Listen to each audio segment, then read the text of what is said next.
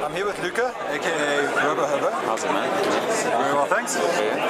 How's your day going? Going well. Yeah, enjoying the show. Obviously, especially the games here. Expo's been great as well. Doing some giveaways for the Bravado guys. It's been a lot of fun. Yeah. Awesome. I see you guys have quite a strong partnership with Alien where you're going. Yes. Could you perhaps tell our viewers how that came about? Yeah, well, it's mostly come through Andreas' hard work over a long period of time. He actually built up a good relationship with Dell, Alienware, and they've actually been supporting Bravado now for about 3 years. They've been given full PC units, so Auroras or X51s, very awesome PCs to travel with to lands like this, and as well as funding travel. So the past 3 years, they've been giving Bravado solid sort of quarterly budgets to get all the teams to whatever events need be, whether it be down in Cape Town. They were in Cape Town 3 times this year already, and up here in Joburg, flying guys Cape Town up and down. So the support's fantastic. It's been mostly through Andreas' hard work and a lot of help from Dell, because they're main partners. Yeah. Do you feel like hardware manufacturers are starting to see the value of sponsoring esports teams in this country? Oh, definitely. Look, it's taken its time. It's still, locally, we can definitely say we're still in our infancy stage compared to what happens overseas.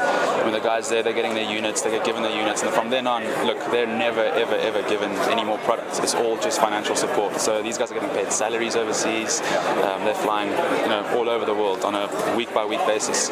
So yeah, from going from products, from production, from your sponsors to actually getting financial support, I think that's the step where we need to go now locally.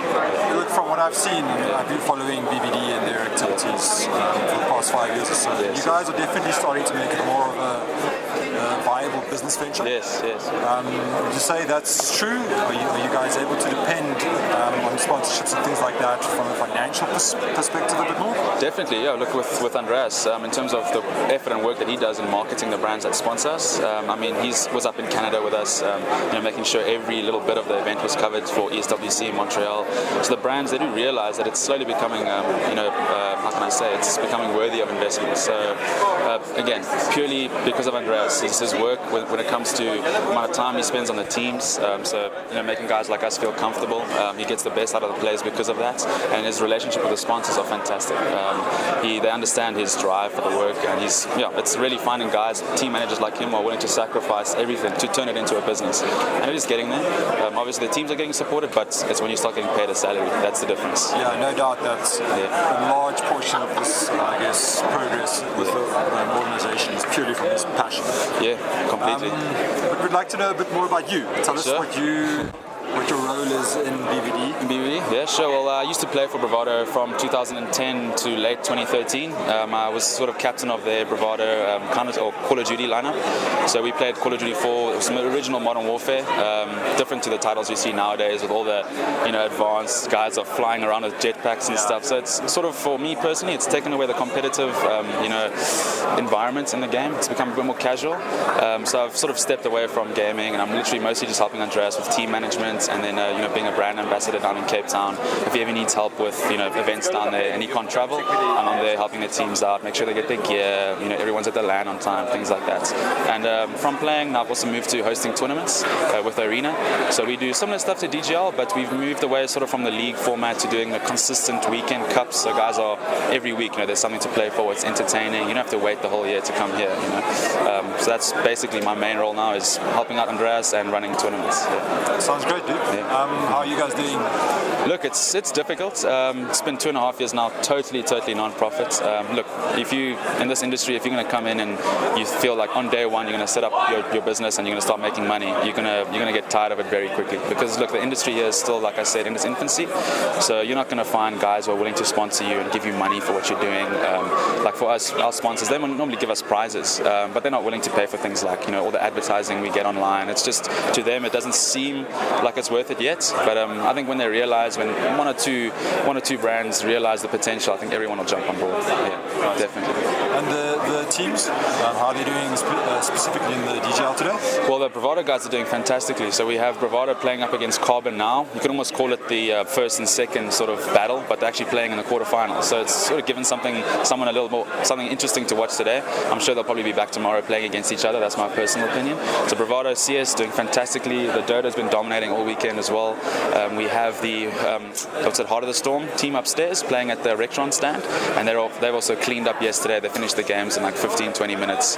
They played one this afternoon as well, won that. So I think tomorrow they'll be playing the grand final, probably against Energy. That should be fantastic. Yeah. Do you feel an initiative like putting the team in the public, yes, as they are upstairs, is having a positive impact on spectators? Oh yes, definitely. Look, I mean, that's I think something with this event in particular over the years. One of the things that they've struggled to do was actually getting the pros down here, visible upstairs. Actually getting this 30,000 odd guys upstairs, actually seeing these pros, these guys that spend 8 to 10 hours a day, making sure that they actually come here and win.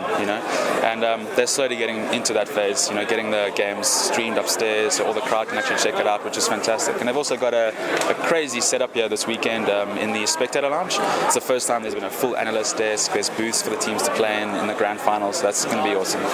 Yeah, there's certainly more of a professional element coming into it. Oh yes, definitely. The past 2 or 3 years that's been coming through extremely. Oh yeah. Just one more question. Do you think we'll see a sort of arena or a stadium like Loftus or Ellis Park packed? Oh yeah. People watching. Look, that's. Yes. Oh yeah. Look, I got involved running tournaments with that in mind. The problem is spectators are just not getting that emphasis on events. So you have there's maybe 600 guys down here playing, but there's no spectators here. You want to rather progress it like how they do overseas. They have these long phase of online qualifiers, and they get the top, let's say, 6 to 8 teams to come to the event, and you have more of an emphasis on the people actually watching than having loads of teams here playing.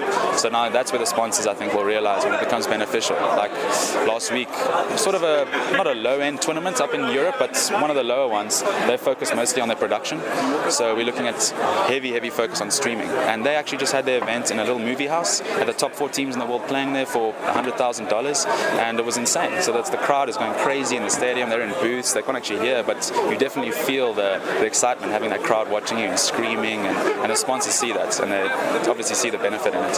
Whereas yes, you're benefiting, but not to the extent that I guess an investor wants to. Yeah. Well, I guess it just takes patience and exactly. a lot more passion. Exactly. Not more, but more of the same. Exactly. Yeah. All right. Awesome, dude. Thank you for your time. Thank you. No, Once again, I think you guys are doing great work. Thank you very much. Thank you. Yeah. I'll tell Andreas. Well, you're only as good as your team. Exactly. It's great to see that St. Luca have fantastic people like you. Thank you. Who can, help them realize this dream. Yeah, no, it's true. And that's the thing. Like I said, the effort he puts into the boys, they're more than willing to give him absolute 100%. Yeah. Awesome, dude. Perfect.